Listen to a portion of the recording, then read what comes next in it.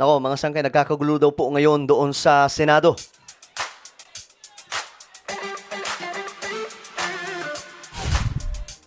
So ayon po sa report, no, ngayong araw po aarestuhin si Bato, mga sangkay, dahil po lumabas na siya, may warrant of arrest at yung mga pulis daw po ngayon at mga NBI naroon na sa Senado.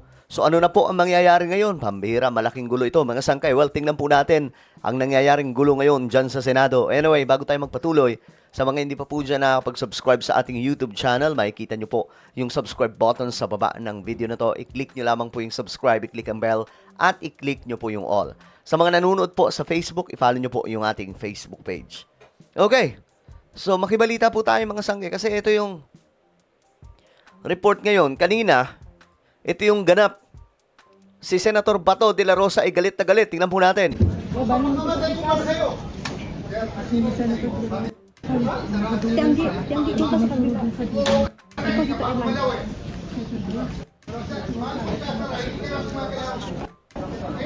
So ngayon, ang Senate President na ay si Alan Peter Cayetano. DDS po, may hawak ng Senado ngayon.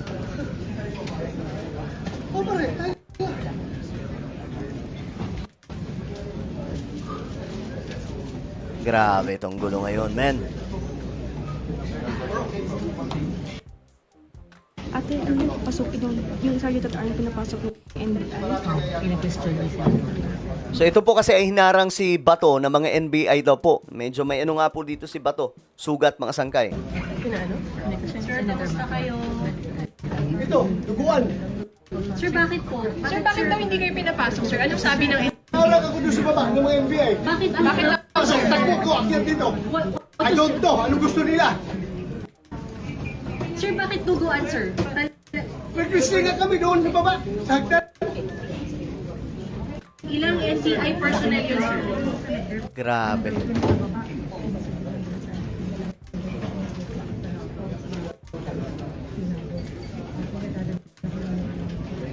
Okay, so ito yung ganap ngayon, mga sangkay, dyan sa Senado.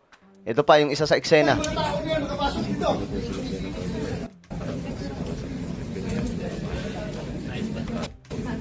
Kung ikaw ang senador, sir, kung saan nila trans, magpapakamatay ako para hindi ka magalaw dito sa diskusyon dito. Magpapakamatay ko para sa'yo.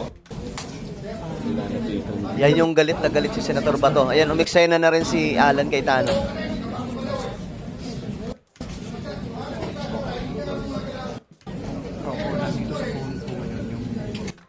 Grabe, no, parang pelikula lang yung datingan, mga sangkay na eksena ngayon.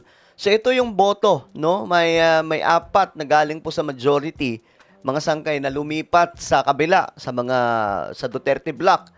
Walang iba kundi itong si Loren Legarda, Camille Villar, Mark Villar, Pia Cayetano. Ito na rin po, mga sangkay, ay inasahan na po natin. No, nababanggit na po natin ito nakaraang mga vlog, mga sangkay, na ito po yung posibleng tumambling. At nangyari nga po yung ating duda. Ngayon, mga sangkay, eto na ang eksena. Si Trillanes biglang dumating sa Senado at ito po ang nangyari. May dala pong warrant. At hindi ko alam ba't siya po ang may hawak. Siya naman yung ano doon, ayaw lumabas. So yung Senator, so kayo kinukonfirm Sumama si Trillanes sa NBI. ang warrant of arrest ng ICC para kay Senator Yes. De La Rosa. Yes. Yes. At so pero yun nga sir, ulit anong bakit kayo kasama? Anong role ninyo nagagalit dahil bakit may kasama yung Kaya NBI? pumunta rito dahil personal request ni Bato na samahan ko yung mag-aaresto sa kanya. Okay. Okay. Gets ko na. Kasi ginawa po yan ni Bato. 'Di ba dati, mga sangkay, I think last year po yun, na hinamon niya si Trillanes na sumama pa. Kaya nandito ako. So yung commotion kanina sir, kasama kayo doon sa commotion Grabe. kanina sa basement, yung na-wrestle daw ng mga tauhan ng NBI si Senator De La Rosa para pigilan umakyat. Wala ako doon. Kung nandun ako, di nagapos na yan.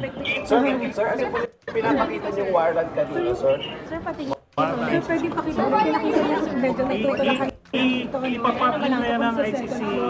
Sir, regarding sa kaso Sir, ito niya, yung warrant of arrest na hindi, ito yung hindi public warrant of arrest, yung so ito lang na may warrant of arrest. Ano na yan? It's now publicized. Yes, sir, make part of arrest. So pag, sa ano rin ng NBI, pag dinampot dito, dahil diretso na sa airport? Pero di ko alam kung pwedeng damputin sa loob ng Senado si Trillanes. Kasi dati din, nangyari yan kay Trillanes. Si Bato pala, I mean. Nangyari yan kasi dati kay Trillanes. Ang ginawa niya, yung NBI, ginawa niya pong kanlungan. Kaya hindi po nakapasok mga sangkay yung mga pulis. Meron tayong batas kasi, yung Republic Act 9851. Nakalagay doon, the government authorities may surrender him. Di ba? Kung merong akusado na iniimbisigahan ng International Tribunal. Okay. Yun ang ginagamit natin dito. So, pwede pa ngayon. Pwede pang ayusin yan ngayon, sir. Yabol today. Sir, pahabol Hindi paano na- why hindi are na- you here? Hindi na natin papalabasin yan si What Pero did sir, you Nako. kayo pala, kayo din daw hindi pa lalabasin kasi Andito ko dahil nag-request si Bato. Publicly, National TV, nasamahan ko'y mag-aaresto. Nandito ko Pambira. ngayon. You have to... Tinandaan pala ni Senator Trillanes yun. Kanina, pinakita. Bakit daw po kayo nandito? May warrant. Pinakita ko yung warrant. Yung ICC, sir, may warrant. Dapat din. Sir, ipapaserve na po ngayon, sir. Sorry sir, kasama po kayo sa team na magsiserve ng ICC warrant. Can you clarify? Personal request ni Bato na samahan ko daw yung pag-arrestuin siya. Nandito ngayon na arrestuin siya. Sino po yung That's kasama why niyo I'm nandito? here. Diba? Yung NBI na arrestuin siya. NBI by virtue of the ICC warrant, sir? Dito ko yung warrant. Sir, pwede pakita yung warrant, sir. Pwede yung Ito picture. yung warrant. Ito Okay. yung warrant. Okay. Ayun.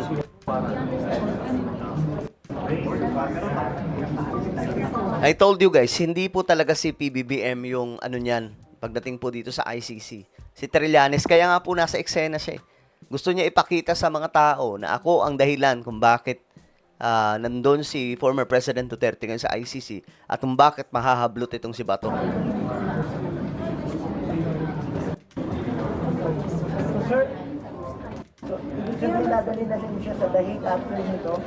Dapat. Kaso, tatakot siya.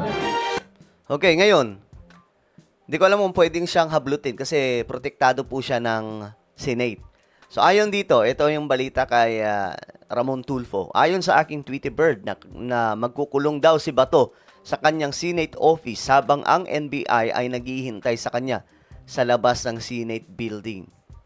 Dala ng NBI agents ang warrant of arrest galing sa International Criminal Court na isa-serve kay Bato. Nanginginig daw po sa takot si Bato ngayon at hindi alam ang gagawin. Nagsisisi daw po si Bato na lumabas pa siya sa pagtatago. Ayan. Nagsisisi.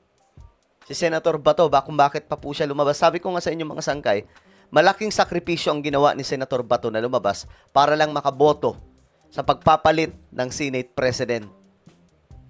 Kasi siya ang malalagay sa alanganin. At ngayon nga po, nakikita natin, mga sangkay, na ito na po ang mangyayari sa kanya. Yari siya dito. Alright? Well, ano po ang inyong opinion? Comment down below. Huwag niyo pong kailimutan na i-subscribe yung ating YouTube channel. God bless everyone.